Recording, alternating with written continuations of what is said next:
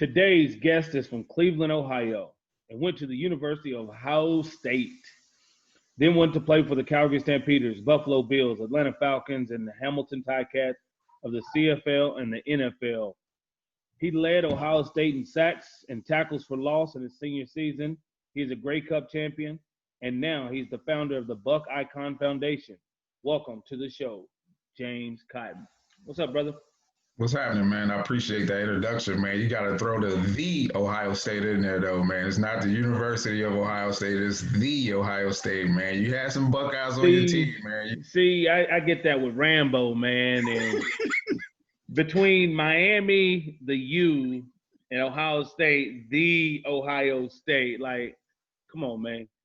What's the most prominent college? Without bias. Without bias, I would have to say the Ohio State, man, just because of the alumni association, the amount of funds that our alumni is able to generate, man, and I just think like all the way across the board, man, with like sports, it's like we're dominant in like certain sports, but we kind of like right there in all of the rest of the sports, man. It's like rowing, we was like 20-time national champions, like stuff you wouldn't even think of, but Ohio State does a good job with distributing the funds, man, that the football program brings in, and it keeps the university afloat. Yeah, I was just thinking about that. You know, we think about COVID and not having fans, or I know Ohio State says they still want to have 40, 50,000 in the stands. So when you're looking at it though, and you think the football program funds all the other programs' scholarships and allows a lot of kids to be able to go to school and have these programs, because if the football team doesn't bring in that money, you don't have those programs.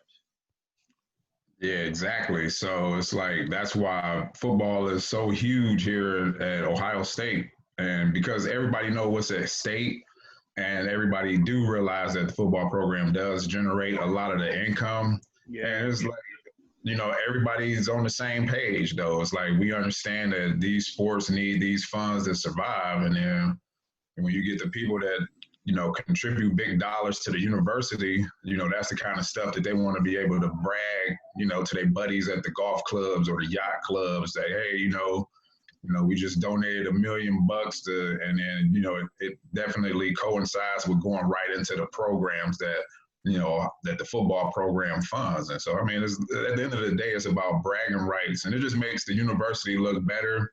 And then you, as an alumni, you feel honored when you can say the Ohio State.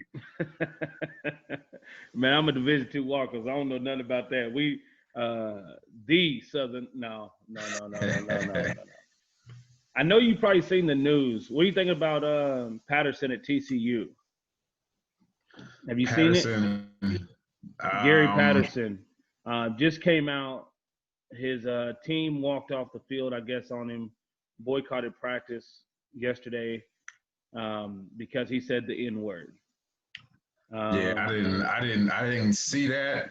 I haven't even heard about it, but I've heard other situations at Oklahoma State, how their coach was using some racial slurs back in the day, and I think the players wanted him to confront those issues and deal with them and talk about it, and he kind of dealt with it in a childish kind of way.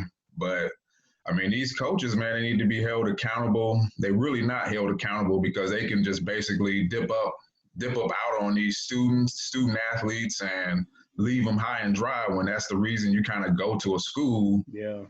And, it's not fair for when an athlete decides to leave, you got to go through all of these application processes and get okays from the coaches to be like, can I please play in the same conference? And, so if you don't get along with a coach, you should be willing to, you should be able to leave whatever university you tied to and move on if it's not a good fit for you. And it's like, I don't think these kids understand how much power they have, but a lot of guys aren't familiar with how law works. So if I was a standout football player, or just a football player in general, and I wanted to leave, and it's not a suitable situation for me, myself, at the end of the day, I'm like, I'm having mental issues, and mental health awareness isn't nothing to play with. So you find yourself in that situation, and it's and it's tinkering with your mental health and your well-being, then there's always an out clause when it comes to that.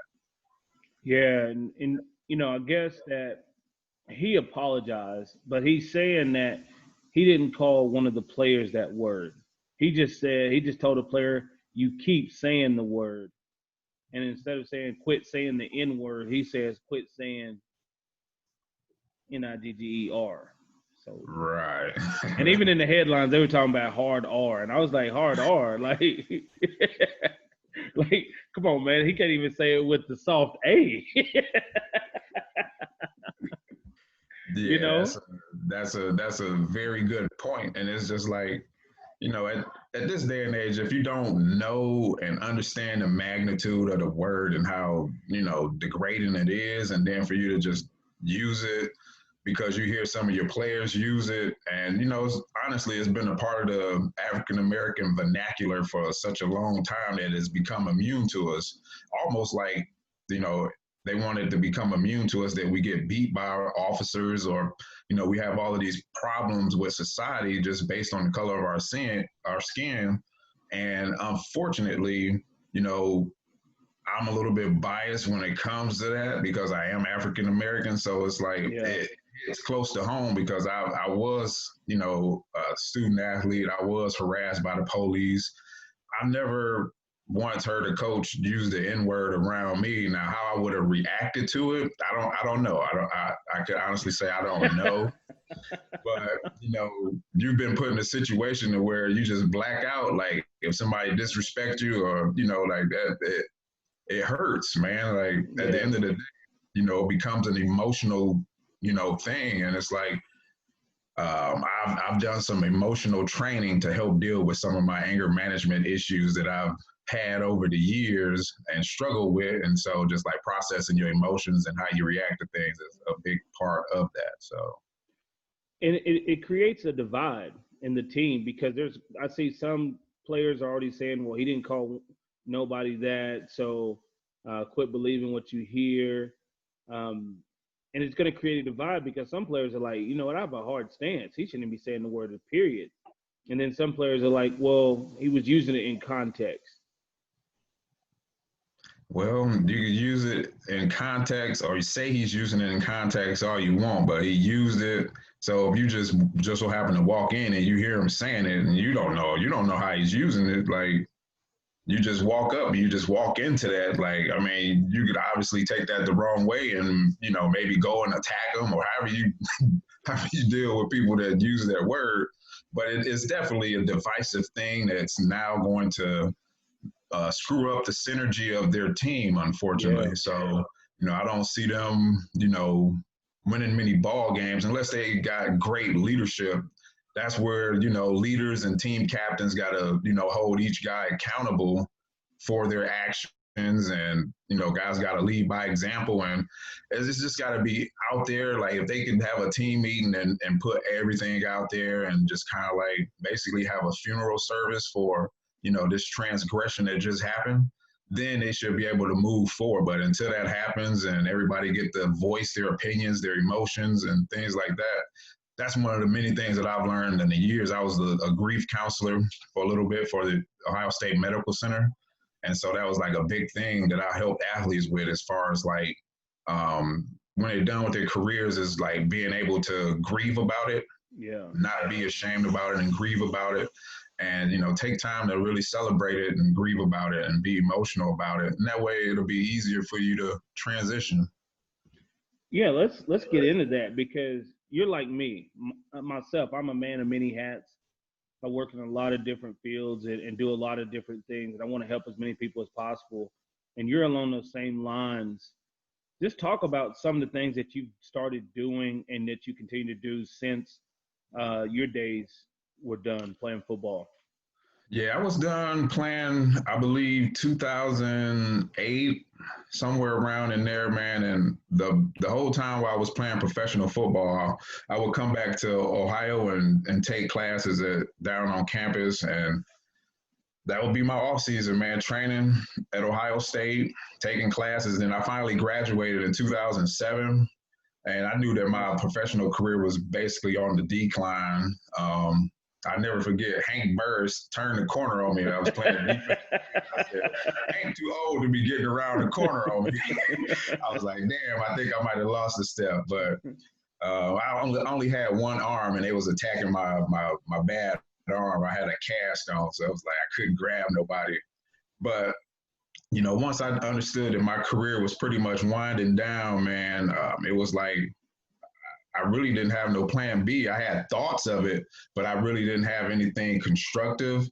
And so that's what I think a lot of players struggle with, is not having something concrete and an itinerary for themselves once they're done playing. And so that's what I've been able to do, man, is helping guys that just recently graduated, and not just athletes, but I help everyday individuals just transition into life, man. It's like I have a nice template of essential life skills that people need to enhance in order to be successful and have a positive outcome in their transition. And so that's the whole thing, is to make sure you're having a positive transition. And so I talk a lot about this. I have a YouTube channel. So if anybody's out there listening, want to check out, I actually just dropped the episode this morning talking about sharing the love. That's what our society needs right now, is some love. So hop on YouTube channel, Buck Icon, Buckicon, and then all my videos will pop up. Just click subscribe, get notified. But that's kind of like how I came to it, is because I had a struggle when I transitioned. I didn't quite know what I was going to do. I had just graduated, after playing professional football, had some money saved up. And then honestly, man, I blew through that money because I had it saved up for that reason. And when you don't have income coming in, I couldn't figure out how to bring income in at that particular time. And so I got a couple of mentors. I got involved with the grief program, working with children, helping children and teens through the grieving process. Man, I was able to get a couple of consulting contracts with the university. I started a Tackle Tobacco campaign, where I go around and talk about the youth, about the importance of staying away from tobacco and harmful products and harmful people. And so, man, everything just fell into line after that. And so that's, guys come to me as a resource. So now when guys get done, I'm either helping them getting ready for the NFL or playing professionally, or helping them transition into getting a job in the workforce, teach them how to publicly speak, build resumes, and just understand how to use the power of your football experience and take advantage of it. Yeah, I believe that, when you're in college, more college athletes will have a bigger platform than when they go to the NFL. There's a lot of college players that are huge college stars, go to the NFL, and they have good careers, but they don't have the same platform. Everybody still remembers them from their college days. I remember one guy personally. I think his name was Gonzalez, the receiver.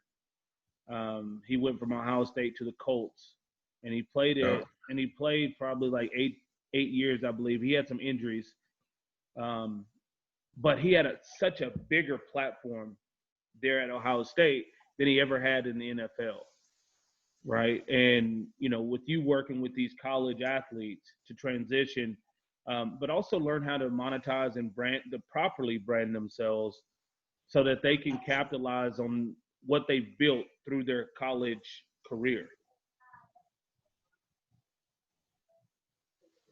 You saying what was the first part of the question? No, I was just saying, that's great that you're doing that, because these guys they believe that the money is in the NFL, but we know that it's not long term. Right, for sure. Right? The average lifespan is what, 2.3 years playing professional football, especially in the NFL. Now, if you go in the Canadian League, you're not going, unless you're a bona fide player, you're going to have to play about 10 seasons in order to, you want to live like you want to live, then you're going to have to make that big bank. But and Anthony Gonzalez case, he was a first round draft pick for the Colts. He actually only played like 4 seasons, maybe 3.5 seasons, and was riddled with injuries. But he's the state of Ohio congressman right now. Oh, wow. Yeah, he's a Republican state of Ohio congressman, and he basically used his platform to implement changes and stuff that he seen fit here in the state of Ohio. And so, I mean, he's very successful at what he's doing, life after sports. I've had a couple of conversations with him. I try and keep myself in tune with a lot of athletes that played at Ohio State just because I'm right there on the forefront. And a lot of these guys see me out in the community. That's what I've been able to do, is able to brand myself. And I've also been able to teach other guys how to brand themselves and take control of their likeness or their likeness, so individuals can profit off of it. Now that it's coming into play to where current players can do it. So that just basically gives me a lot more resources at my disposal to be able to teach guys and show them, hey, man, you don't need to go and sit down at a car dealership, or, you could do your own interviews after the game on your YouTube channel, monetize that. You can basically control your image. If people want autographed pictures of her, you control it. You create your own website, put your pictures up there where people know that they can only get it from you. Yeah.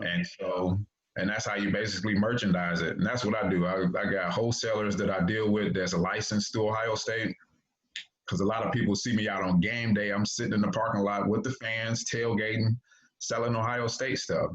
Now, Ohio State has had me removed once or because they felt like it was a conflict of interest and I'm taking money out of their pocket. That right there in itself is a deep story. But since I was on Ohio State's property, I'm not allowed to sell Ohio State licensed products. You got to get clearance for that. Yeah. But the sheriff that came to remove me was like, hey, man, if you like one of my favorite players, so if you just move across the street where that land isn't owned by Ohio State, you can just talk to the property owners and they'll let you do the same thing. And so that's what I did. I just moved right over into more of the tailgating section of how Ohio State stadiums is set up. And I didn't have any other issues out of Ohio State. And so I do my own custom jerseys from Ohio State. I mean, they don't say Ohio State because that's trademarked and licensed, but it's branded with my company, Buckeye Con. So it looks like Ohio State's logo, but this is actually a block C, not a block O. So okay. That's the way you get around. It's just like little nuances that I've learned over the years. Like, oh, okay, my last name is Cotton, so it goes hand in hand. So, where did you come up with Buck Icon, and when do you officially start that? I officially started it I officially started in 2009. I was going to go the nonprofit route. I don't have a nonprofit. So it's just Buck Icon. It's not Buck Icon Foundation. But when I initially started, that was going to be the name. So that's why it's kind of out there in some of the bios. Yeah. But it's called Buck Icon LLC. We're just a for-profit company. And what I do is I help former athletes and everyday individuals transition into life after sports. That came about officially in 2013. And so when that happened, it was just like, wow, this is an opportunity. Now I can buy things wholesale. I got wholesale accounts set up with like mini helmet companies, Rydell, banners, purses, jewelry. So anything that's Ohio State. So what I've had the luxury to do, ever since then. So like, say you're having a state fair, like Ohio State has like a big fair, the Ohio State Fair. I'll have former players come out, we'll hang out, and we have an unbelievable setup, about 5 tables, and it's all spread out with jerseys, T-shirts, hats, all types of goodies that people can pick from. And everybody wants to get autographed. Everybody want to get pictures. And so it's cool when you have, I used to be popular, but I'm not as popular, and I'm an intelligent guy. So I'll bring out guys that just played at Ohio State that's more recognizable. And so when they see these guys, we always wear our game jerseys, so it's identifiable. And people would be like, oh, let me get a picture. In order to get a picture, you just got to make a donation to our football camp for kids with special needs. And so people would drop, $1 in there, or they'll drop $100 in there. But that's just, cash flow that I use to circumvent my free camps that I do for kids with autism, Down syndrome, and cerebral palsy. So it's great that it's able to come full circle. So I took the mentality of like whenever teams want to get a new stadium built, who's the first people they ask? They ask the taxpayers, right? Yeah. So if I want to do free things in the community, first people I'm gonna ask is the taxpayer. So people come to the fair to enjoy themselves. I'm just out there, and all of the proceeds from our merchandising, it benefits our free camp for underprivileged kids and kids with special needs. So that's the real cool thing about things for myself. How'd you get into the special needs? Because that's a very distinct thing, you know. Yeah, I have a couple of relatives that had special needs, but just as a player, man, whenever I used to go to hospitals or, just go and do events, man, that was one things that I felt that those kids or adults, man, they just don't have um, people to come and hang out with them or just spend time with them or give them attention.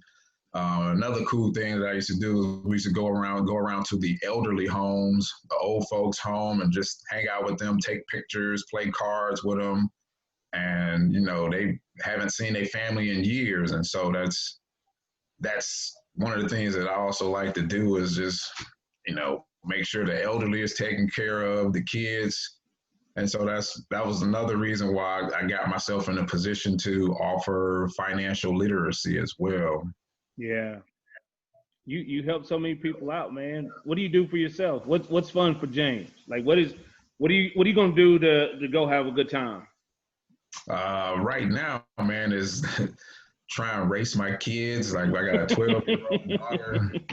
She's pretty athletic, and she like thinks she could beat me in a foot race. And then I got a 6-year-old, and so those are the things for myself, man. Is like being able to go swimming with them and create experiences, man. Like I've had all of the fun that I could have, man. Being able to play in different countries, played in NFL Europe, I played in Canada, and so I've experienced and I did all of that when I was single. So I was able to come and go as I please, man. Played in some cities, Atlanta. I used to be the mayor of Atlanta. No, but those were my ideas of good times, just like willy nilly, no kids to tend to. But now, man, as I retired and my focus have shifted, it's been more on family. So I just want to make sure that my family is happy and I'm able to create, lifetime memories for my kids. We go to Myrtle Beach or go to the mountains a couple times a year. And so that stuff right there, can't nobody take that away from me. And Yeah. hopefully not even the CTEs that I suffered. You get some alpha brain, man. I've been taking that stuff, and it really does have a good effect. Take my ketones in the morning, and then I take the alpha brain by Own It, man. It's really good. It keeps me focused and keeps me. I don't have much memory lapses when I'm on it. So, but you said you were a birthing coach as well. How many of your kids have you birthed? Two. Two. The last two.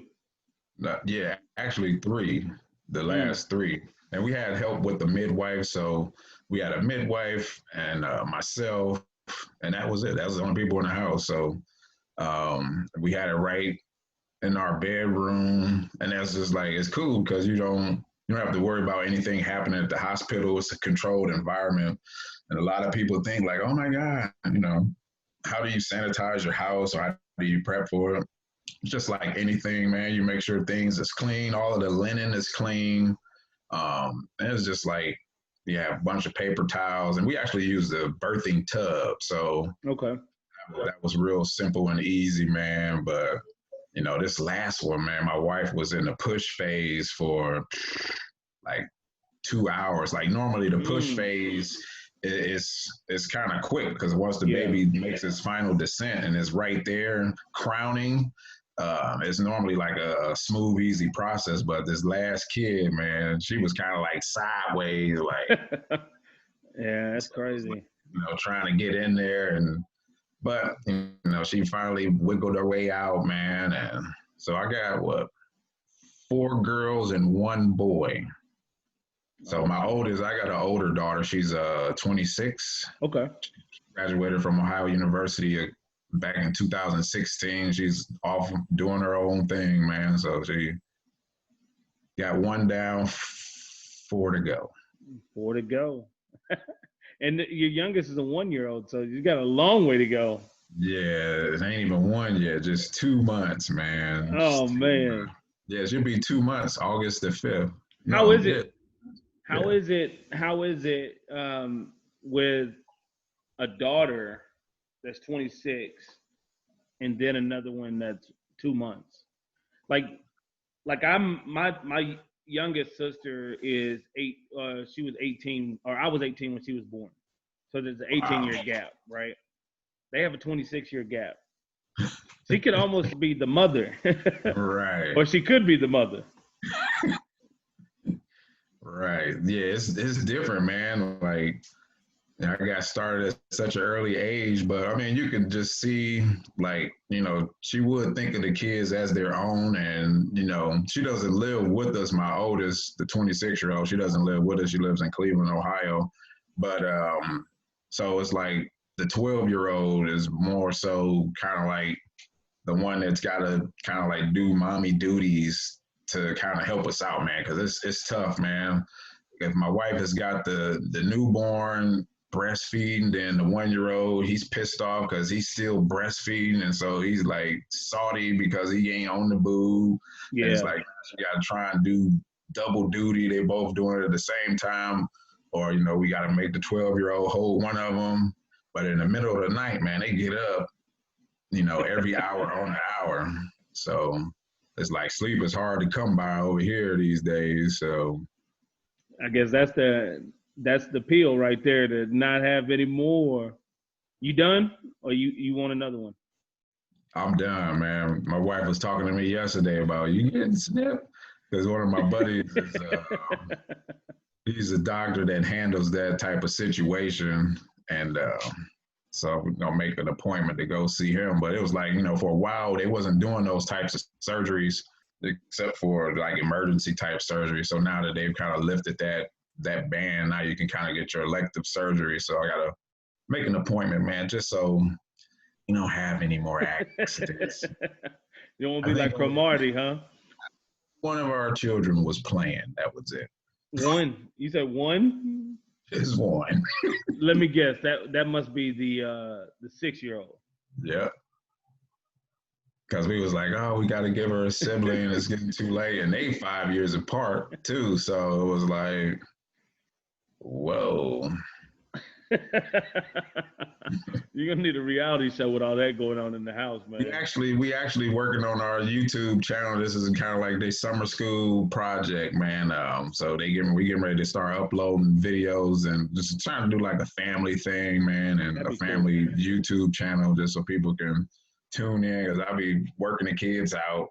Um, so we have our family fitness days, and then we do family dinners, and my daughter, she loves to bake cookies, and all they do is watch YouTube and watch kids open up presents and crazy It's stuff. I was like, crazy. Yeah, my 5-year-old, she does the same thing. All she does is watch YouTube, and like it's a bunch of YouTube videos that I didn't even know existed for these kids. and exactly. and there's adults that have these kid like shows, which is Yeah, crazy. But they're probably getting so many hits and so many views and making so much money. Yeah. I know. I was like, man. And then my daughter was like, yeah, this lady is like 36. And I was like, she doing these videos? But I'm like, well, if YouTube AdSense is dropping them checks, that's what it is. So I get it. Yeah. Definitely gotta try to get that, because you never know what people are gonna like, and people just gonna gravitate to the family atmosphere and lifestyle, and they find some likeness within themselves, and then you're established, you know ex football player, that does a lot for the community, so a lot of people in a lot of different areas that will be attracted to what you're doing. That'd be awesome. Yeah. Well, let's talk Yeah. So about I mean, growing up in Cleveland. When did you start yeah, playing sports? I started playing basketball was like my favorite sport. So like my dad played college basketball and college baseball. So I was just kind of like, my dad was like a gym rat, is always at the gym. So he would take me play basketball. So I was playing with grown men like when I was like 11, 12 years old for basketball. And it was like, that's what I wanted to be, was a hooper. And then my cousins that I was with daily, they were the football players. So they was like, oh man, you gotta play football. So we played tackle football, but I didn't play football until my ninth grade. I didn't play organized football until I got in the ninth grade. Really? And then like I actually quit. I was like, man, y'all crazy. Y'all that was like, wow, like when I was younger, man. All these people hitting me like they ain't with this. Mm-mm. So I quit, man, and I was like hiding from them. And then I was like, they told my dad, and my dad was like, man, come here. He was like, if you quit football right now, he was like, you're gonna probably quit everything else you try in life. So that was like actually a sticking point and a quote that sticks with me all of this while, man. It's like you can't fail if you don't quit. So, I'm just grateful that my dad was like sensible in that regard. And it was like some of my dad's best friends in high school went on to play in the NBA, and like so it was like, and this was like back in the day, so it was cool to see those guys on a regular basis. It was like my dad is still in touch with his friends to this day, and that's how I am, man. It's like I got friends from when I was like 6 years old, and we all keep in contact today. And that's how Cleveland is. It's kind of segregated. When I grew up, it was kind of like whites versus blacks. It was like literally my name of my high school was Collinwood Railroaders, and it was like Wow. if you crossed the other side of the tracks, you was gonna get your ass beat by some white folk, man. And it was like tough.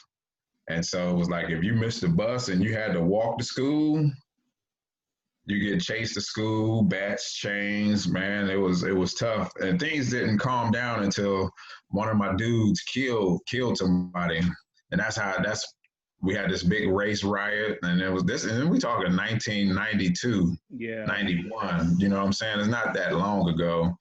And so that's why when you see the stuff that's happening around the world, stuff that happened with George Floyd and what happened with Rodney King back then, and then now, George Floyd, man, it's just like the boiling point. At what point do we start treating everybody equal and understand that we all got human rights? That's it. And so that was tough for me. Like a lot of my dudes didn't make it out of the hood. So growing up in Cleveland was tough, man. I grew up in the inner city. And my world didn't change until I went to junior college. I went to City College of San Francisco, and like being in California and that diversity out there really opened up my eyes to just like, man, it is more things going on than fighting and selling drugs. So Yeah. But just growing up in that environment, that's all you're seeing. That's all you're around all the time. My dad played college basketball too, and basketball was my favorite sport.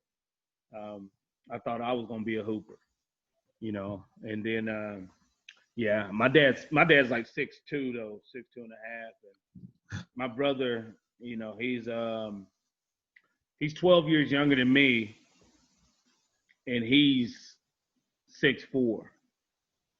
okay. Right, so I'm just a short guy on the block.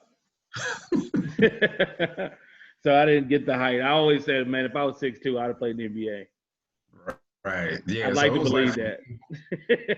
you probably could have. I had the same mentality, man. I was like in high school, man, I wasn't working out for football. I was working out for basketball, and it really broke my heart, man. I couldn't play my senior year of basketball because I tore my ACL playing football. And it was like when that happened, all my scholarships went out the window. I just Really? got I just got depressed, man, and took a What couple years. position were you playing? When you first Uh, started playing, did you play on defense instantly, or? Yeah, I played defensive end and tight end like as a freshman, Yeah. and then by the end of my freshman year, I was playing varsity, bro. I Picking mean, up, Ohio football just ain't that great. yeah. So it was like No, I'm just playing. You when know, when you go back to those days, like I said, I never played organized football. So for me to pick it up and then like I and start understanding how to use my hands and tackle and all of that, and it yeah, was just hey, this is it. I could do this. But it was just like, because I played basketball, baseball, and football.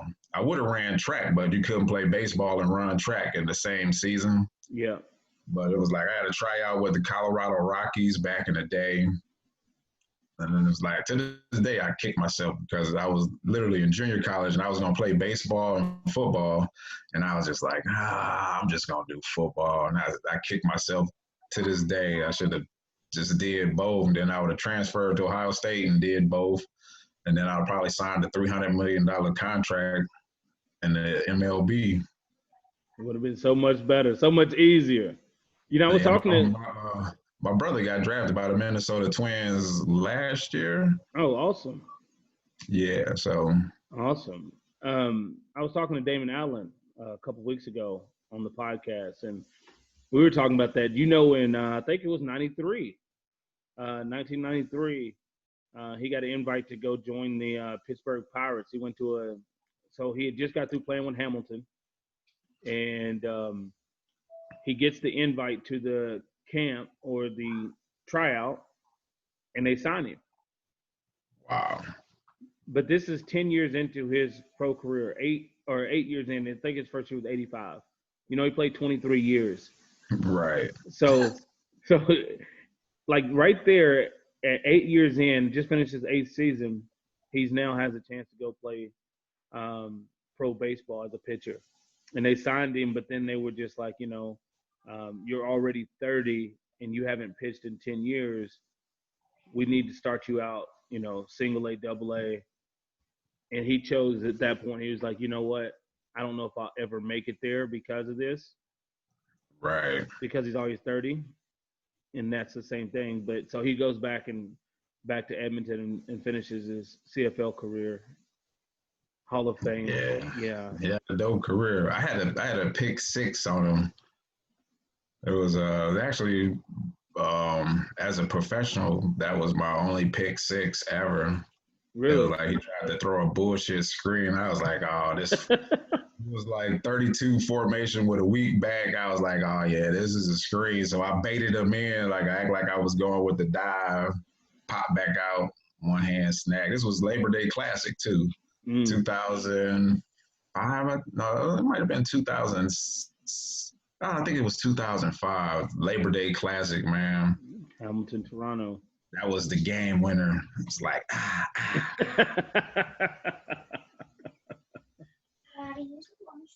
When did you create the mentality? You need a second? When is it going to be?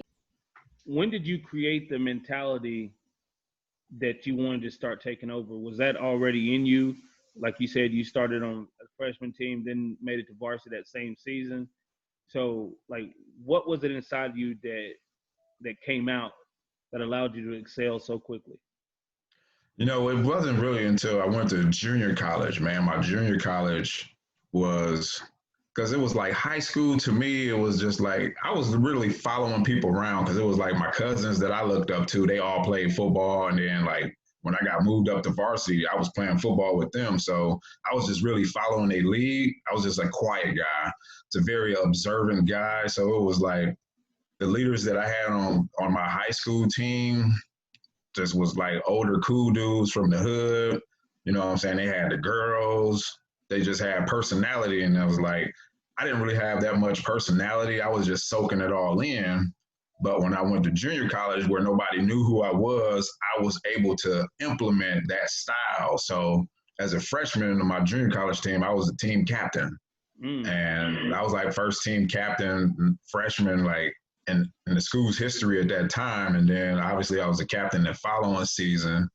But it was like, that's when I was able to develop my own work ethic. And like my coach was real instrumental with just like, you know what I'm saying? He was like, you're going to be the guy, you know, so I'm looking to you. And it was like, nobody knew that didn't know what I was doing. I was just a real good salesman at this point because I'm just basically reenacting what I've seen. And I knew it was right because we was winning when these things was happening. So like, and then it's just like, damn, I'm really a real good athlete. Like then it was like, I'm slowly but surely buying into myself. And then once I went all in and just like my work ethic and then just like getting big in the weight room, getting fast. It was just like, didn't nobody have like my measurables. Like I'm 6'3.5", running the 4.4 and the 40, just crushing people, man. So it was just like, can't nothing go wrong. I recovered off of an ACL injury. And then that was like a real dark time because like when I tore my knee up, all my scholarships was gone. I had no idea what I was going to do. It was between going to Fork Union Military Academy, where like guys like Eddie George went to, but I was like, I'm not going to no prep school. And then I was going to go to a junior college in Mississippi or City College of San Francisco. And the only person that got back with me, junior college wise, was San Francisco. And so my dad got me a one-way ticket. Like, you ain't coming back home, dog. Because, you know, I'm hanging around with dope boys, gang bangers. My dad was like, this ain't you, man. So, but it was like I said, when I got to San Francisco, it was an eye-opening experience. And it was really a challenge for myself. I really wanted to do good and, you know, make my own way. So when I tore my ACL in high school, man, I took 2 years off. I graduated high school in 94, and I graduated when I was like 16 and a half, just because of my birthday. It's a November birthday. And so I took 2 years off. I didn't go to college. I didn't go to junior college until 96. And so 96, I was able to like those 2 years, I was able to rehab. A lot of people actually thought I went to jail because I just secluded myself, depressed, worked out, was like, you know what, I'm getting ready to turn my life around. And then it wasn't until people see me playing on Saturdays at the Ohio State where they was like, he got out of jail and playing at Ohio State? I was like, no, I went to community college for 2 years and then transferred to Ohio State. But that's when I realized, you know, at San Francisco City College that I could be like one of the good ones. I could be remembered. Yeah. And so that was like always been my driving force, was just my work ethic. It's like, you may be more talented than me, but you're not going to outwork me. Yeah. Is that how you graduated at 16? Like, did you skip a grade or? No, I just started school early because I was the worst student ever. It was just like my mom started me in school early, and I think she just lied to the school and said I was 6 to start school, and I was really 5, and because she didn't have no way to get me babysitted, so that was the only way that she could work, and you know what I'm saying, so then you were just lied. In the process, yeah. So like, I ended up going to school early, and hey, and it just came back. It actually was a blessing in disguise because I was able to use those 2 years and not really be like 20 when I would have been like 18. So it worked out. When you were growing up, did you always want to go to O State? Was that the plan? Nope, that wasn't the plan at all, man. When I came out of high school, I never was into like football like that. I didn't really follow college football in the 90s, like the early 90s when I was in high school. It was just something that I glossed over. But I had a full ride to the University of Kentucky because they was going to let me play basketball and football. Okay. And so, like I said, when I tore my ACL, the University of Kentucky was actually the only ones that stuck with me because I had an offer from Indiana as well, basketball and football. You'd have been there with Anwar. Yep. Anwar Stewart. Yeah. So that would have been ideal. But, you know, when I went to junior college, the coaching staff got fired at Kentucky because there was one guy, his name was Ray Dorr.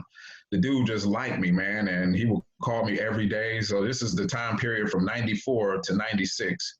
He was like, you know, if you're going to go to a community college, you know, you might as well go there and play football, because I was going to the local community college in Cleveland, like I was saying, rehabbing and like just trying to get my life in order.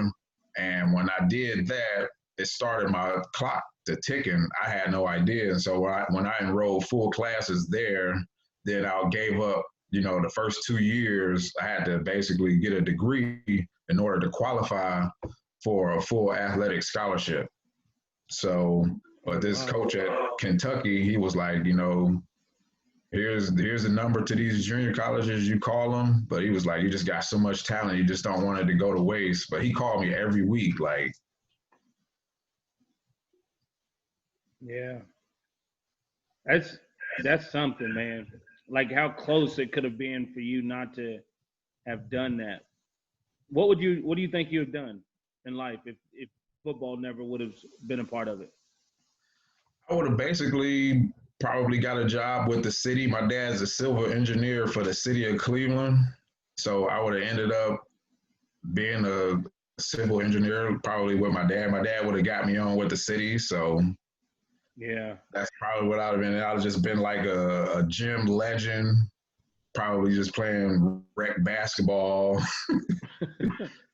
Like that's about it. And it's just like it's so many of those type of guys in my neighborhood where they just wasn't able to take advantage of getting the opportunity. Yeah. And so that's why when I got the opportunity, I was like, I am not gonna give this up. So When you left Ohio State, looking at the NFL, CFL, what was because I noticed you went somewhere first, the Hitman. yeah, What were the Hitman? that was the New York, New Jersey Hitman. If you just heard The Rock bought Dwayne Johnson, he bought the XFL or Yep. whatnot. So that was the first XFL. And so basically my career goes, I Okay. leave Yeah. I leave Ohio State. I was in draft class 2000, Chicago Bears, me, Brian Urlacher, Hall of Famer. His locker was right next to mine, man. He was like, man, I wish I was in your position. I was like, dude, I was a seventh round draft pick. We could trade signing bonuses any day. But he was struggling, man. I was like, because they had him playing Sam linebacker over the tight end. I was like, Mm. man, you're too athletic to be checking a tight end every play. And he was just confused. And I was playing defensive end. So I was like the nickel pass rush defensive end. My first game with the Bears, man, I had out the gate 3 sacks. Man, when it come first cut, I was the first cut. Like, Wow. how does that happen? I was leading the NFL during the preseason in sacks. And so come to find out, what I'm saying, I had like a back issue that I had no idea, but I had a real bad back spasm when I was with the Bears in training camp because I was taking all of the reps and they was just running me into the ground. And so I didn't find this out until I had a workout with the New York Jets. So I got released from the Bears, not knowing that I was hurt, but they knew it. So I guess they must have felt like, oh, this guy's damaged goods. Yeah. And not only that, the guy that drafted me, Rick Spielman, who's the vice president of player personnel for the Minnesota Vikings now, but his brother is Chris Spielman that Yeah. played, Linebacker. and he was the guy that was like, vouch for me. Like, hey, man, if I got to get in the foxhole with somebody, it's going to be James Cotton. So that's how I got drafted by the Bears because Rick Spielman was the vice president of the Bears at the time. But he left and took a job in Miami 2 months later. So it was like, if you wasn't a first round pick, then you wasn't going to be with the Bears after that season because everybody know they're bringing in their own regime. Yeah. So after I left the Bears, I tried out for the Jets. Bill Parcells stopped my workout. This is when Bill Parcells was the general manager. He said, son, he looked me directly in my eyes. He said, are you on drugs or is there something going on with you that I don't know about? Because he said, you remind me of Lawrence Taylor, just hands down. Like, this is off of workout. I'm going through bag drills. Then I run the 40. They was like, whoo. So they was like, okay, we got a bye week. We going to sign you to the practice squad, go back to Ohio, get all your stuff.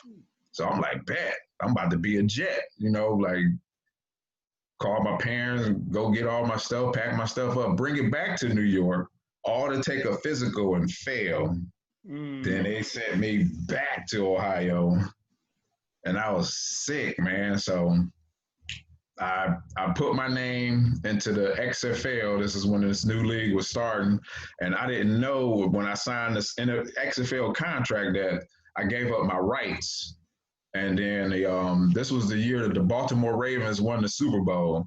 So I was cool with the GM because like now I'm basically in between teams. So now I'm basically waiting on somebody to call me, come work me out, blah, blah, blah. The Baltimore Ravens called me because I was calling them like clockwork because they was really interested in me because they played a 3-4 defense. And that was like, I was an outside linebacker, Yep. you know, for that. And they wasn't even gonna work me out. They was just gonna sign me, and they was like, "All right, you ready? We're gonna bring you in. We already know what you can do. We're gonna sign you."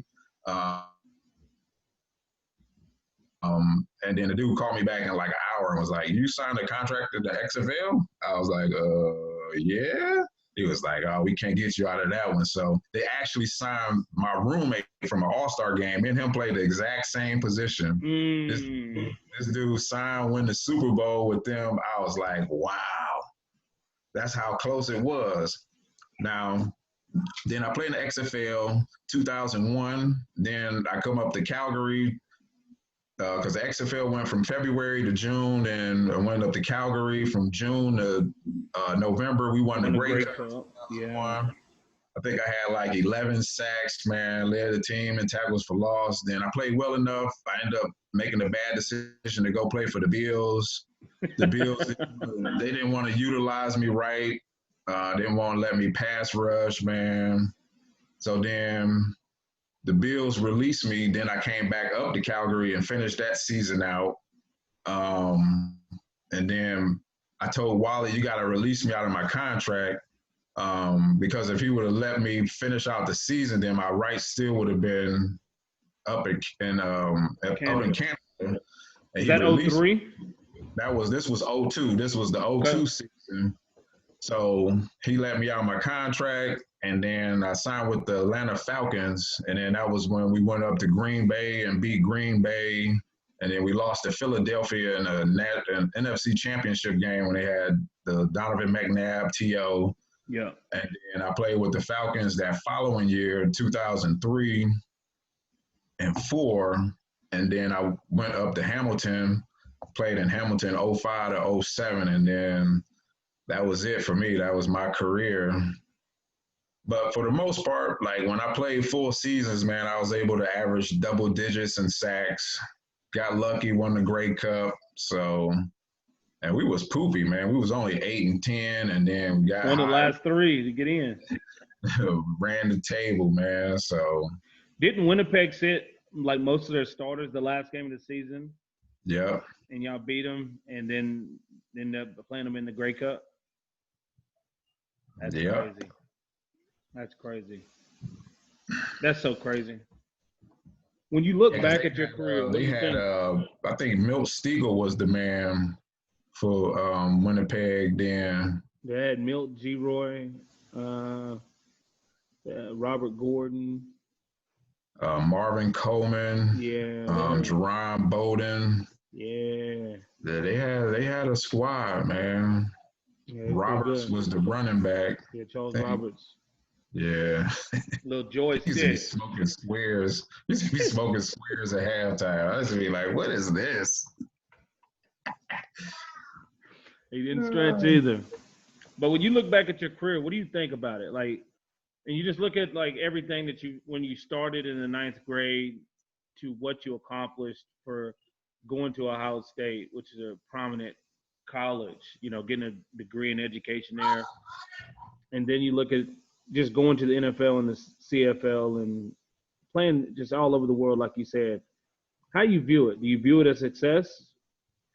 Yeah, I view it as an experience that I had, man, and I like to think that it was successful because I won championships on every level that I played on. High school, we won the city championship. Junior college, we won a national championship out there. Ohio State, Big Ten champions, Sugar Bowl champions, then in Canada, Grey Cup champion. So I've experienced championships on every level. I can talk about that. I know what it takes to have championship pedigree. And, for me, it was just like I look at the sport now and be like, wow, I can't believe I used to do that full time, like running into people. You see people get rocked. I'm just like, woo. But it's just a different mentality that I had, man. And so when I look back at my career, I'm just in amazement that I was able to do some things. I was like post some highlights that I had chasing a guy down. This guy was I the seen fastest that. guy for Penn State, and like I walked him down. I was just like, damn, I can't believe I did that. You was running by DBs. Like if I compared you to anyone, it would be like Fred Perry, because Fred Yeah, went to I Southern like Art, Fred Perry's. and I he was a like 4.4 Fred. guy. He was a low 4.4 guy as well. He could really run till he hurt his knee, but he was, yeah.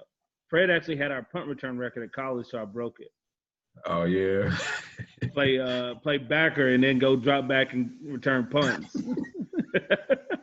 Yeah, That's linebacker returning punts. Yeah, Break a that's run. that's what I wanted to do because I played running back in high school, man. I rushed for over a G in 7 games in high school, and then I tore my ACL, Oh wow. and that was with, like no offensive line, nobody blocking, I was just running for my life. So, No, man, that's good, man. That's I just look at it, and that's why I love this podcast so much, is because you get to see into people. Just think you show up one day, right? People just think, okay, he just went to Ohio State. He got a degree or he got a scholarship, went to Ohio State. Like they don't know you tore your ACL. They don't know that you went to junior college. They don't know you took 2 years off. To stay focused and to stay on a path that led you to where you are today, that's pretty awesome. yeah, man, I'm just blessed, honestly, man, that I've been able to have those types of experiences, man. And it's obviously that God has had a plan for me, and I'm just trying to listen to that plan and stay on the path. And now I feel like my job is to let people know, kind of like the importance of leaving a legacy, man. And that's why I got into the insurance business and now financial planning business. So that's why I'm really excited about, having the opportunity to get some exposure. And like, this was honestly an opportunity for me to get more tools in my tool belts and help more people just beyond what I've been able to do so far. So I'm constantly trying to get better, constantly trying to just help other people, man. This guy told me the more people you help, the more you help yourself. So That's it. That's the way I dealt with depression, man. Is find my happiness in helping others. Right. no So doubt, it's no doubt, man. it's definitely great. Before we get up off here, one thing I want to know from your standpoint, because you're still so close to the game. Thinking back to the '90s, we talk about the game back then and how much more violent you got. You think about that Ravens team in the early 2000s, that defense.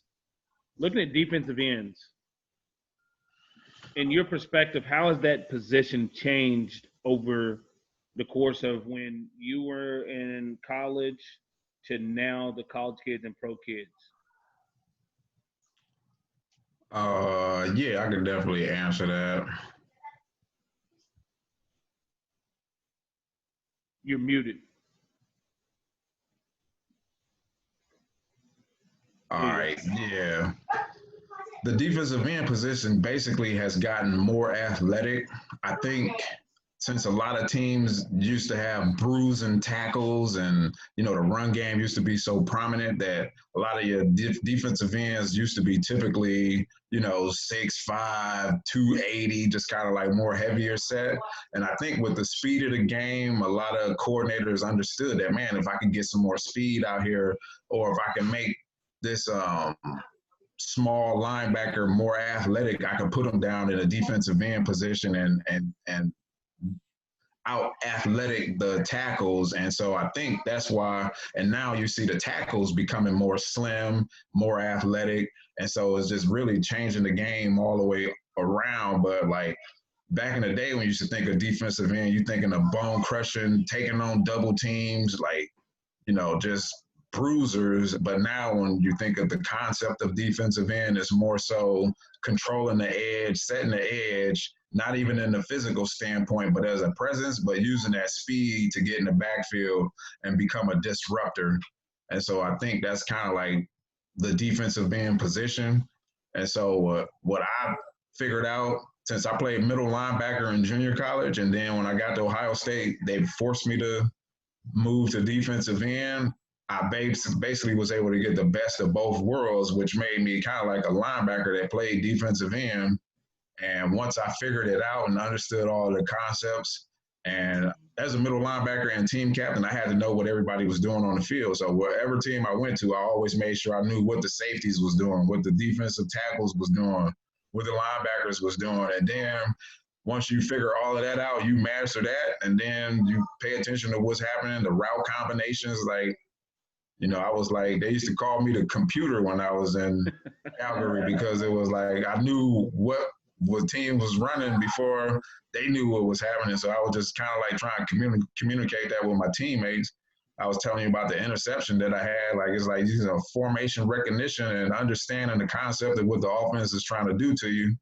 And like, once guys that play defense figure that out and study film, then you just become an all-around complete football player. So that's what I think about defensive ends, and just that position is like, they have an opportunity to do so much more, because what if your middle linebacker get hurt? It could put you as a defensive end in the middle. Yeah. I'll never forget 2002, Alondra Johnson got hurt, right? Yeah. So I told the coach, man, put me in middle linebacker. So they put me at middle. We was playing NBC on the road. Man, I knocked Sean Millington's helmet off. Oh, Kapaya. I wish I could find this collision, man. It was unbelievable. It was like one of my hardest hits ever, man. Him, and I think I hit Kneeline Green. I knocked him completely out cold. Hey, man, that's violent right there. That's violent. No, that's awesome. You know what I'm saying? And I completely agree with you that the game is changing. Guys are getting smaller, becoming more athletic. But just like you said, to have longevity, you have to outthink the game. Definitely. Physical tools at one point start to decline. And if you can't start to cheat the game, then you'll never be able to keep up with it. Right? So when you see these guys playing 10 plus years, those are the guys, even 6+ years, those are the guys that are outthinking the game, because unless your body just gives out on you, right?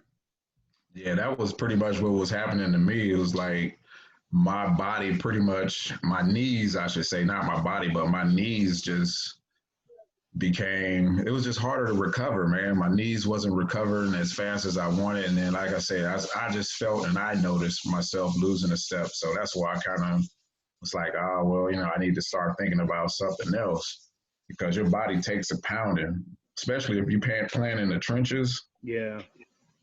It's tough. You got anything for the student athletes before we get off here that they need to know, like going into college or leaving out of college? Just some general knowledge that what they need to really start to focus on. Yeah, they just got to focus on your craft, but then you also have to focus on your education. It's like sports is a tool that you can use that'll open up many, many doors. But man, once you master like understanding businesses, understanding how to critically think, that's what I think college is mainly for, is to learn how to critically think, man. You'll be able to experience experiences that a lot of people don't get the opportunity to experience, and take advantage and savor those moments. Just enjoy the moment. It's okay to look ahead, plan ahead, all of that good stuff. But man, while you in college, enjoy it, because it goes fast. That's one things that I don't regret anything, but it's just like, when looking back on it, I wish I would have spent more time with certain people, just to share some more of those moments that you miss, because, those opportunities are not going to be available ever again. So, they just got to focus and then master critically thinking. That's the main thing I can share with anybody. Focus and learn how to critically think, because you're going to have to think your way into some good situations, and you're going to have to think your way out of some bad situations. So You're Yeah. gonna be faced with both of them, but as long as you master and understand how to critically think, and people just got to take some time and know who they really are. That's how you find out on whether or not you understand how to critically think. Man, I appreciate you coming through. Can you let people know how they can get a hold of you on social media? You said earlier, Buck Icon on YouTube. Yep, Buck Icon on YouTube, or if you want to just shoot me an email, info at buckbukicon.com. If you want to shoot me a text, 614-517-2172. If you're dealing with a transition you need some help with, willing to discuss that, or if you got some insurance needs that you guys need for your families to make sure your family is taken care of, shoot me a text. I would love to inform you and get you educated on that whole process. There it is. Any last words, brother? I appreciate you for coming on, man. That's been awesome. I appreciate you having me out on here, man. I really appreciate it, man. It's always good to talk to a guy that played for the Stampeders and won some championships, man. I love what you're doing as well.